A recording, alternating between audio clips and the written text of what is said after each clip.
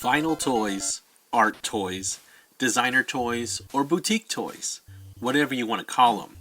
Most toy collectors have owned at least one. Designer toys are more than just Funko Pops. Those things just happen to hit mass market and oversaturate what was once seen as a different form of art collecting. Before I was collecting toys, and even before I was seriously collecting video games, I was collecting designer toys in the mid-2000s. It was a different world back then. There were no Funko Pops. They weren't even sold at Target, Walmart, or heck, they were rarely even at comic book stores. This is a look at the world of designer toys.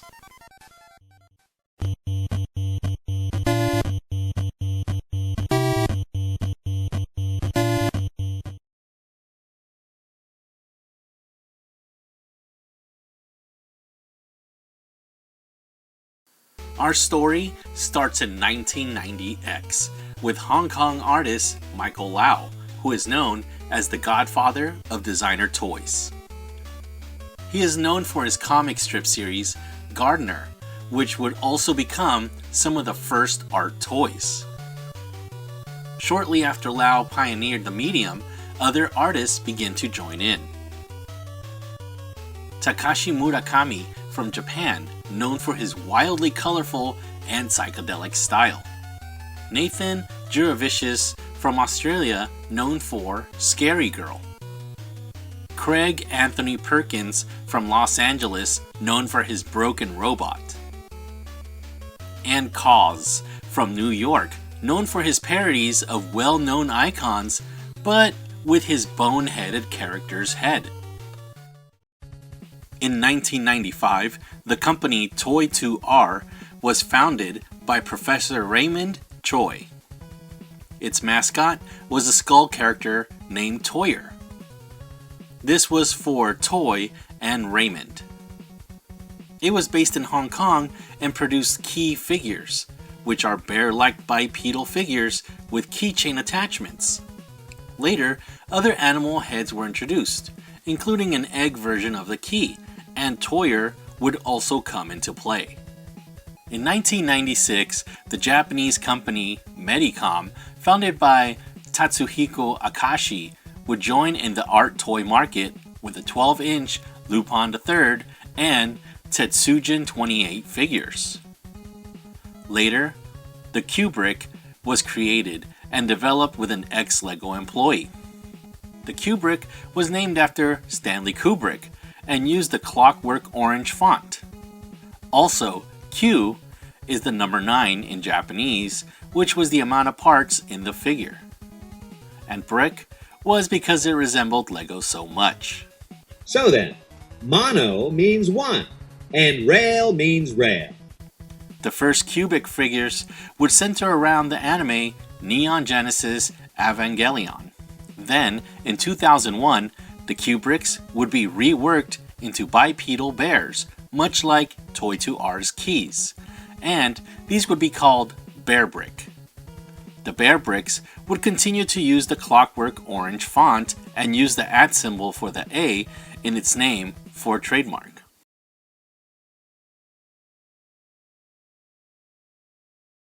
In 2002, entrepreneur Paul Bunce founded Kidrobot. Their iconic Dunnies and the DIY Monies were introduced in 2004. They have also made other figures with the same bodies but different heads, much like Bearbricks and Key. Some of the Kidrobot original toys included the Kidrobot himself. There were other artists that came to these companies and began to put their art on blank figures.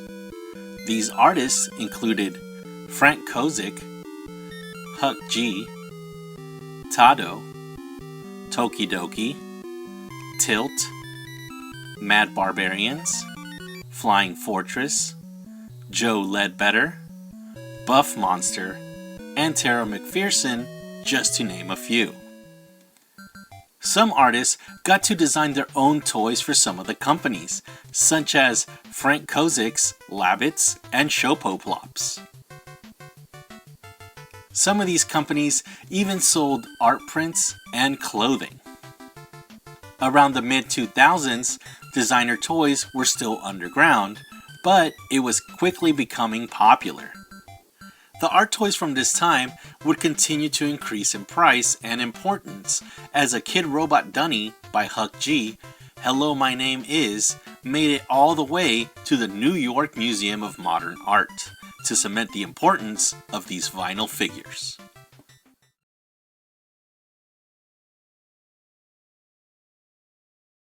Hasbro, who had been making toys since 1963, introduced their own collectible vinyl figures, Mighty Mugs.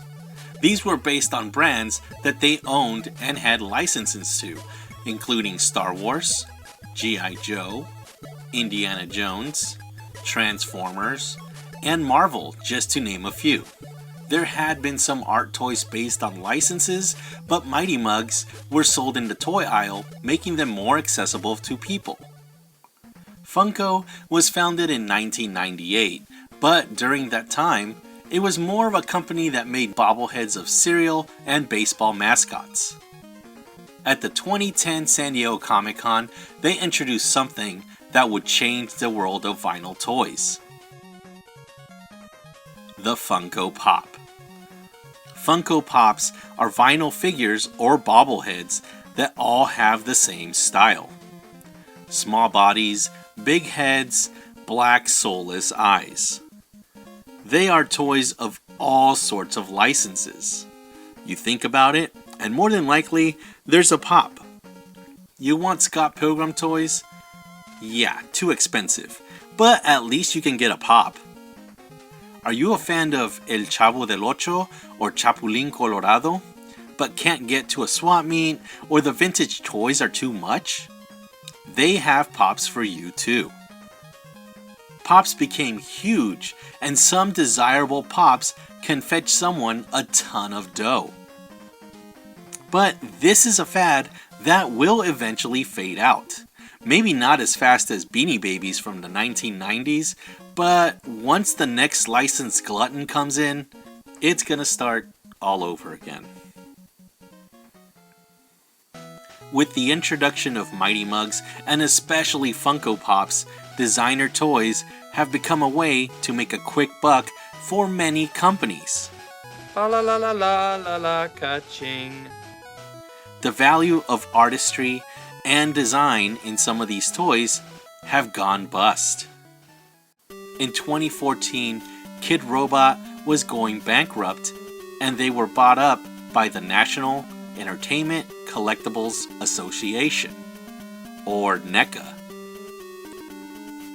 Kidrobot began to produce licensed toys like The Simpsons, Family Guy, Gremlins, SpongeBob SquarePants, South Park, Rick and Morty, David Hasselhoff, and Street Fighter, all with the money bodies or some cheap-looking plush. These are just a few licenses that were shoved into Kidrobot to make it a commercialized husk of its former glorious artistic self. Trust me, there are many, many more licenses that are crammed into that company these days. Art toys have been forced down into the underground, but it didn't go down without casualties. Obviously, there are designer toys that are still being put out, but they don't get the respect that they once did. Sure, you can still find some of these designer toys in art shows, but we will never see them be appreciated as much as that Hello My Name Is Dunny by Huck G. It's a sad time when YouTubers are making videos about how pops are better than a designer toy, completely missing the point of a designer toy.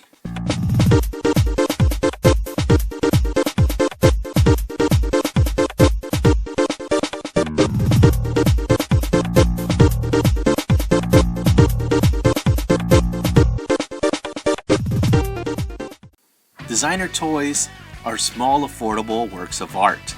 You are not meant to collect them all, unless you're trying to collect an artist. Don't get me wrong, you can collect them all, but it's not required.